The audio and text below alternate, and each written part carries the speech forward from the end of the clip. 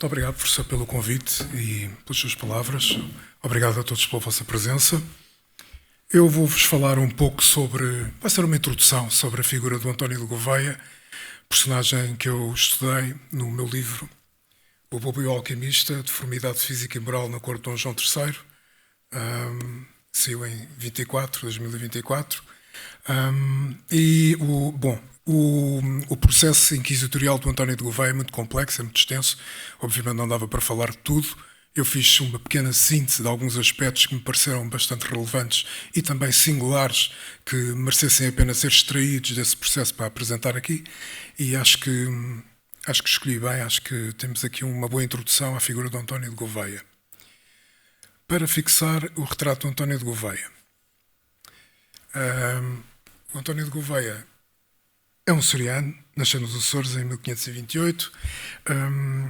Eu tenho alguma dificuldade em sintetizar a informação, portanto eu optei por plasmar a informação que tinha nos slides e, portanto, vamos dialogando.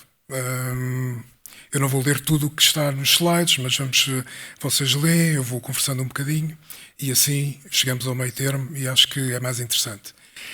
O António de Gouveia teve um percurso de vida singular porque ele experimentou muita coisa e o percurso dele não é de facto nada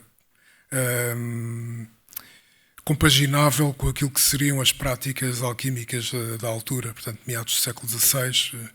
Ele tem um percurso completamente diferente. Ele foi jesuíta durante um curto período, ele desistiu, depois abandonou essa ordem e em 1557 estreia-se como alquimista de uma senhora da nobreza chamada Isabel de Albuquerque, depois já iremos ver melhor quem é, que foi uma personagem muito importante para esta história. E é nesse contexto dele se tornar alquimista da dona Isabel de Albuquerque, uma senhora da corte, ligada à corte, que o António de Gouveia é preso pela Inquisição. Mas é preso porquê? Já veremos. Um dos aspectos que eu achei interessantes salientar nesta apresentação é aquilo que é designado no processo como os acidentes da dona Isabel de Albuquerque. Eu acho que este tema é a chave para percebermos como é que o António de Gouveia, uma personagem que não seria de todo fácil de sobrepor ao universo cortesão da Isabel de Albuquerque, de repente como é que uma figura destas se imiscui na corte. E eu acho que a razão pela qual isso acontece está aqui, nos acidentes da dona Isabel de Albuquerque. Isabel de Albuquerque foi a irmã mais nova do Martim Afonso de Sousa, que foi capitão mor do Mar da Índia, governador da Índia e donatário do Rio de Janeiro. Portanto, a Isabel de Albuquerque foi a grande protetora do António de Gouveia. E a minha conclusão, como está aqui expresso, é que essa proteção originou de uma circunstância bastante azarada, bastante desagradável, que o António de Gouveia soube, como ninguém, aproveitar. E veremos mais à frente, de facto, como essa personagem tem o condão de seduzir e influenciar personagens que estão, de um ponto de vista social, num grupo social que lhe é muito superior. É de facto espantoso ver a influência que o António de Gouveia tem dos indivíduos. Ora bem, Dona Isabel de Albuquerque e António de Gouveia ter-se-ão de facto conhecido numa conjuntura temporal e cultural bastante sui generis, que foi os meados de 500 em Lisboa. Porquê? Porque esta altura histórica é uma altura de grande perturbação. Perturbação espiritual, perturbação cultural e perturbação social. E o António de Gouveia, como ninguém, acaba por ser ele próprio uma espécie de configuração quase ideal, no sentido da ideia, no sentido do pensamento, de todas essas perturbações diferentes. Só para contextualizar o milieu do António de Gouveia, é preciso considerar que, nesta altura, em meados do século XVI, em Lisboa, tanto no meio cortesão como no meio popular, digamos assim, circulavam diversas modalidades de espiritualidades diferentes, que na aparência tinham em comum o desejo de, lá está, romper com aquilo que se considerava ser um desatualizado formalismo religioso. Aliás, há um historiador muito conhecido, o Sebastião da Silva Dias, que deu esse ímpeto, esse movimento, vá lá, inorgânico, o nome de piedade nova. Os indivíduos andavam à procura de qualquer coisa para acreditar. E há um historiador também francês conhecido que diz que o século XVI é um século que quer acreditar. Todo o século XVI é completamente atravessado por esta tensão. Nós queremos acreditar, mas queremos acreditar em quê? Ora bem, Lisboa do meados do século XVI é um bocadinho onde tudo isso vai borbulhar de um modo muito singular. Só para salientar aqui, ligando-se depois ao caso da Dona Isabel de Albuquerque, já vamos perceber como é que ela vai entrar aqui, em Lisboa de meados do século XVI, germinam, enfim, em vários bairros, em várias localidades, diversos beatérios de inspiração iluminista que até não se podem ver uns aos outros por razões confessionais, porque acreditam em coisas diferentes, e cujo pico de popularidade deste tipo de movimentos se situa precisamente entre 1565 e 1570. E estes grupos é engraçado porque eram, no geral, constituídos por mulheres e tinham à frente lideranças femininas, não só mulheres do povo, mas também, em principal, mulheres da aristocracia. Nós lemos no processo e em vários processos de Inquisição que havia várias mulheres da nobreza que nem sequer era em segredo, era às claras. Iam ter estes beatérios à procura de respostas para diversos problemas, inquietações, muitas inquietações, que estas mulheres, estas beatas, saberiam à partida resolver. E o beatério de São Roque, no Bairro Alto, era encabeçado por uma beata chamada Catarina Ribeiro, que tinha algumas ligações interessantes, em principal também ao convento da Arrábida, e uma das acólitas da Catarina Ribeiro era a Margarida Gomes, que tinha a alcunha da Latoeira, porque era casada com um latoeiro. Ora bem, esta Margarida Gomes era conhecida da Dona Isabel de Albuquerque. E nós podemos, através de um processo inquisitorial da Margarida Gomes, perceber que a Dona Isabel de Albuquerque, a tal protetora do António de Gouveia, era uma frequentadora destes círculos alternativos de espiritualidade. Porquê? Isso o processo não nos diz. O que é que os processos nos dizem? Dizem-nos, por exemplo, que a Dona Isabel de Albuquerque falava com a Margarida Gomes porque tinha algumas inquietações em relação à situação política do reino. Principalmente porque a Margarida Gomes afirmava que conseguia falar com o Dom Sebastião. Estava desaparecido. E isso foi um dos temas que podemos ler aqui, por exemplo, no testemunho do Frei Luís de Granada, o famoso Frei Luís de Granada, que era confessor e conselheiro espiritual do Dom João III e da Dona Catarina, em que o Luís de Granada diz aos inquisidores: sim, é verdade, eu estive lá na igreja de São Domingos e a Dona Isabel de Albuquerque falou-me que tinha falado com a Margarida Gomes e que a Margarida Gomes lhe tinha dito assim e assado sobre o Dom Sebastião. Bom, ora bem, paralelamente a isto, é preciso considerar que a própria Companhia de Jesus, ao qual o Gouveia pertenceu, durante um breve período, ele basicamente nem deu para aquecer, entrou e saiu. Estava a atravessar também gravíssimas perturbações que se relacionavam com uma destituição do Simão Rodrigues, porque o Simão Rodrigues tinha entrado em conflito com o Inácio de Loyola. O Inácio de Loyola não gostava do Simão Rodrigues, portanto destituiu. Enfim, já são coisas de gabinete, né, de bastidores.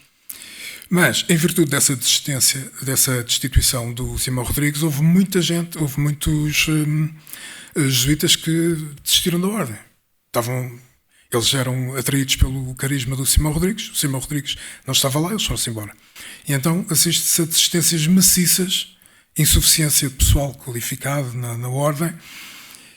E, obviamente, que essa situação não deixa de ser um retrato que é desenhado pela silhueta do António de Gouveia. O António de Gouveia, na sua introjice, irreverência e saber fazer pela vida, conseguia, de facto, ser um retrato fidedigno também desta perturbação interna da Companhia de Jesus, na qual ele tentou integrar-se.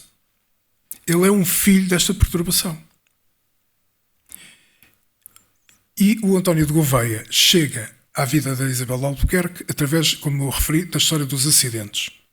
Eu tenho aqui parte transcrevi e atualizei a grafia de um excerto do processo inquisitorial do António de Gouveia, onde está aflorado o que é que seria isto dos acidentes e porque é que os acidentes são importantes para se perceber a relação que o António de Gouveia veio a granjear no seio da corte. Parte do testemunho diz assim: e então lhe disse um tal António Velho, clérigo que anda na Sé de Lisboa, que uma mulher da casa da dita Dona Isabel Albuquerque lhe dissera que o António de Gouveia tinha o poder de ver quando é que iam acontecer os acidentes a Dona Isabel Albuquerque. Por exemplo, há aqui um caso em que o António de Gouveia está numa varanda à noite, supostamente a olhar para as estrelas, e de repente volta a entrar, não é? De repente, muito repentino, vai ter com a Dona Isabel Albuquerque e diz-lhe: agora sim vai vir um acidente. E a Dona Isabel Albuquerque aparentemente ficou tão perturbada que de facto o acidente veio mesmo. E sofreu ali um delíquio. Portanto, esta percepção que os indivíduos tinham de que o António de Gouveia tinha o poder de perceber quando é que vinham os acidentes da Dona Isabel Albuquerque é importante. O que é isto dos acidentes? Bem, o acidente, segundo a definição do Blutot, mas isto, enfim, o dicionário do Blutot é do século XVIII, mas a definição é intemporal. A definição já existia no século XVI. Portanto, um acidente é um desmaio, é um delíquio. E daqui, o que é que se pode conjecturar? Daqui pode-se conjecturar que a Dona Isabel Albuquerque provavelmente sofreria de epilepsia. Até há aqui uma curiosidade, por exemplo, da época. Nós temos a ideia que o protestantismo era todo muito esclarecido e que os católicos eram todos mergulhados no abismo de obscurantismo e de superstição, mas isso está longe de ser verdade. Quem diz isso são os historiadores ingleses e alemães porque lhes interessa. Mas a história do protestantismo está ela cheia de boas superstições e obscurantismos, uma das quais o Martinho Lutero dizia na segunda década do século XVI, que, por exemplo, em relação à epilepsia, os epiléticos são mortos mesmo que pareçam vivos. E quando ele diz está morto, é mesmo estar morto. Aqui não há discurso alegórico. Eles quando às vezes se vê na documentação destes casos religiosos e das espiritualidades alternativas, quando se refere que os indivíduos estão mortos-vivos, era mesmo assim que eles acreditavam. Isto não é metáfora. Eles acreditavam mesmo que os indivíduos estavam mortos-vivos. Como no caso dos hereges, por exemplo. É muito interessante. E, por exemplo, se Dona Isabel sofresse de epilepsia, é claro que o António de Gouveia teria a arte dele próprio saber quando é que um ataque estaria próximo, porque saberia reconhecer os sinais, como também saberia ele próprio desencadeá-los. E entrar de repente em casa a dizer à senhora, enfim, coitada da senhora, a dizer: olha, agora vai vir um acidente. E a mulher ficaria espantada e nervosa ao ponto de facto de vir-lhe ali um acidente, não é? Porque o stress desencadeia episódios epiléticos. E assim descobre-se porque é que o António Gouveia está em casa da Dona Isabel Albuquerque, porque é que uma senhora da nobreza de repente tem este indivíduo em casa.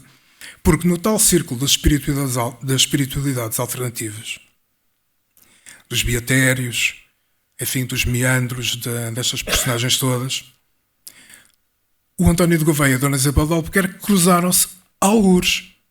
E o António de Gouveia apresentou-se como tendo fama de alquimista e apresentando-se como alguém que conseguiria curar a Dona Isabel de Albuquerque.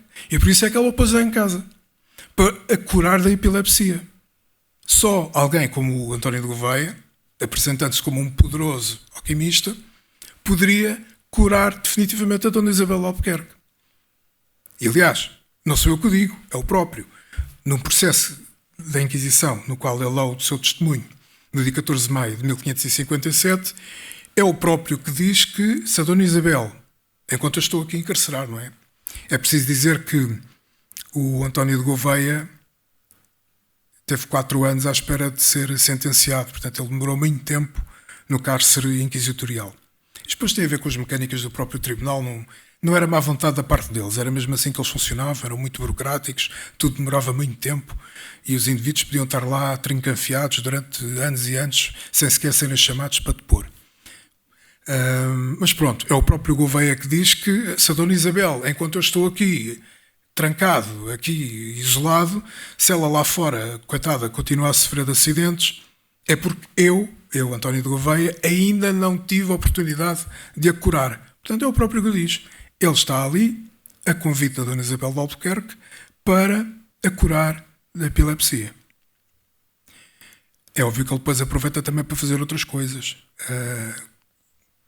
Tais como dizer que conseguia fazer ouro, neste caso o ouro potável, depois já veremos o que é isto.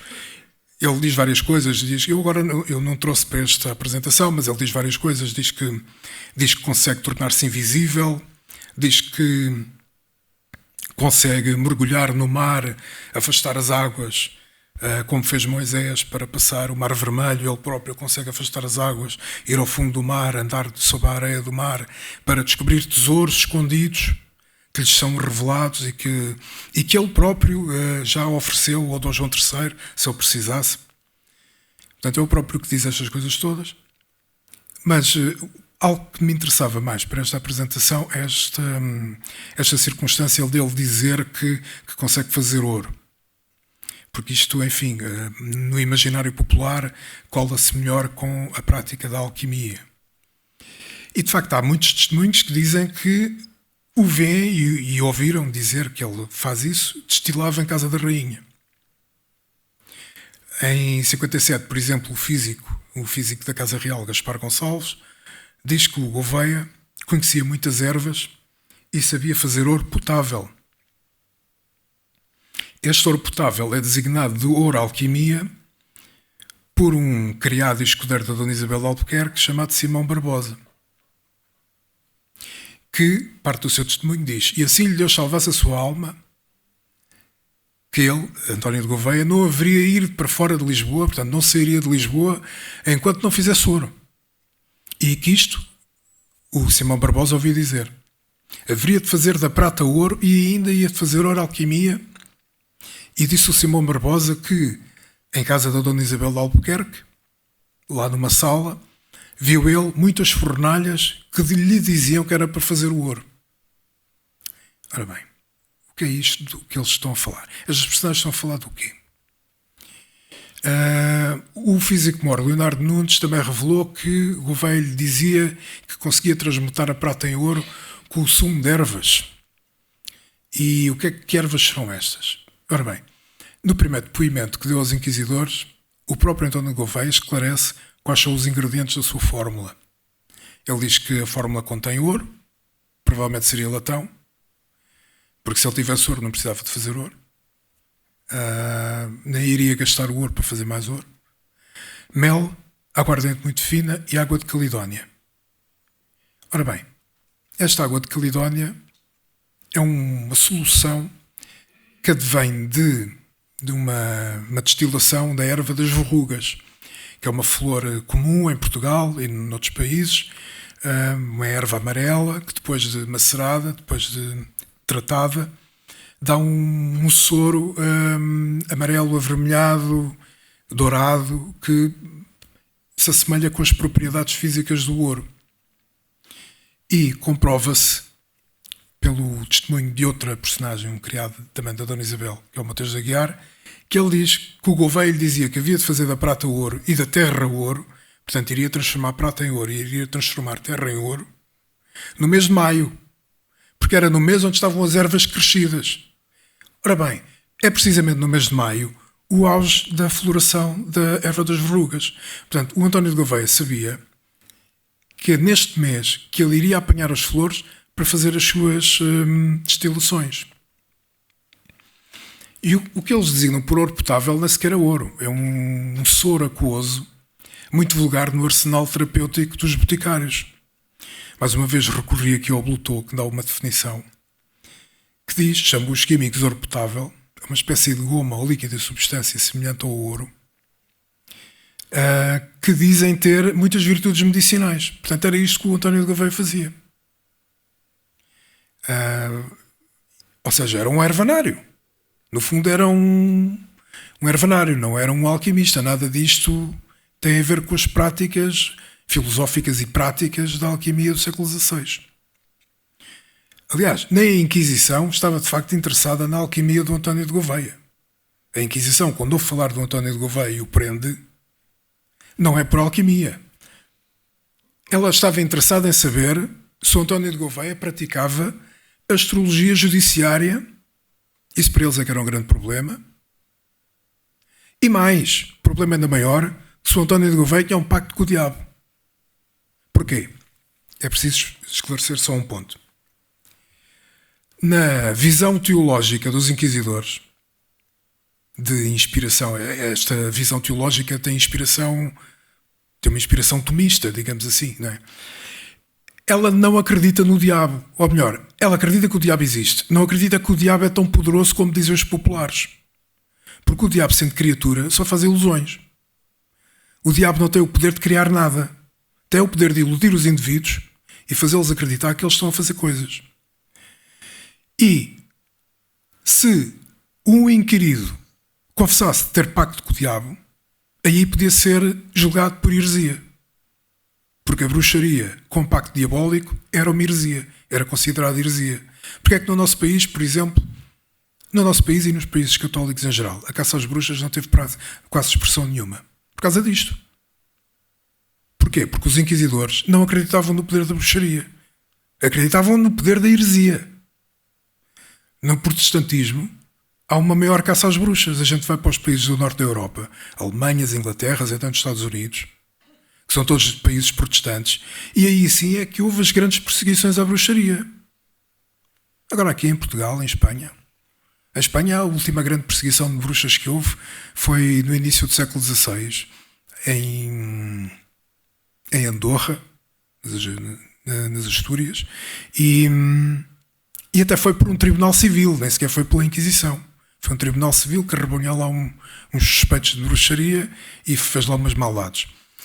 Portanto, a Inquisição de Lisboa não estava interessada na alquimia do António de Gouveia, porque já era uma prática totalmente integrada na sua mundividência. Um indivíduo dizer que praticava alquimia, para eles não metia susto nenhum.